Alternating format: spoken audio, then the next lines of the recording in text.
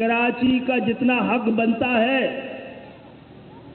اس میں سے 2-4% بھی جو مل رہا ہے اس کی بھی نگرانی اور نگہبانی ہماری ضرورت ہی نہیں،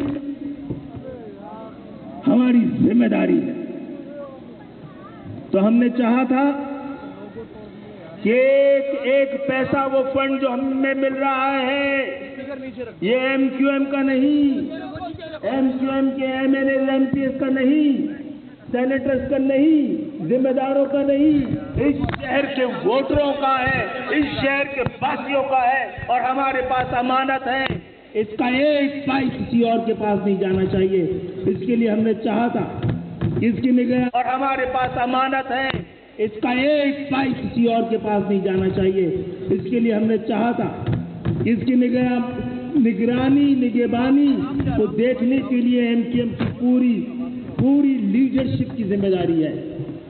گورنر سندھ نے بھی کہا کہ وہ اس حوالے سے اپنا کردار ادا کرنا چاہتے ہیں۔ ہم تو آپ کے علاقے میں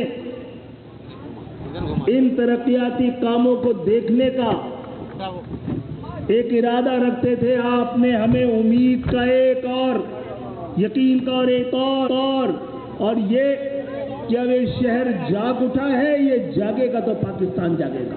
پاکستان کے مزدوروں، کسانوں اور اس پاکستان کے غریب عوام کے خواب اس شہر کے ساتھ جڑے ہیں، اور اس شہر میں اس جماعت کے ساتھ جڑے ہیں کہ جس نے اس اقتدار کے 40 سال بعد بھی آج تک عام نوجوانوں کو ایوانوں تک پہنچایا ہے۔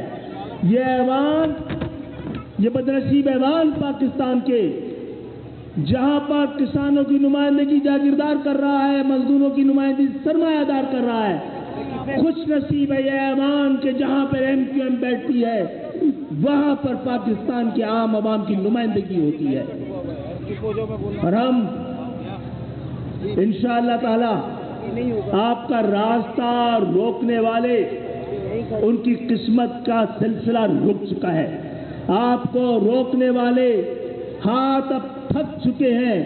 اب آپ کے بغیر اس ملک کا نظام نہیں چل سکتا۔ یہ ثابت ہو گیا ہے کہ جو ملک بنا سکتے تھے وہی چلا سکتے ہیں، اور یہاں پر اس ملک کو بنانے والوں کی اولادیں بیٹھی ہیں۔ آپ تیار ہیں نا؟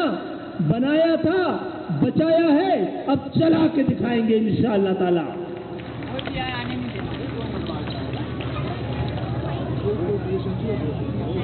ہم نے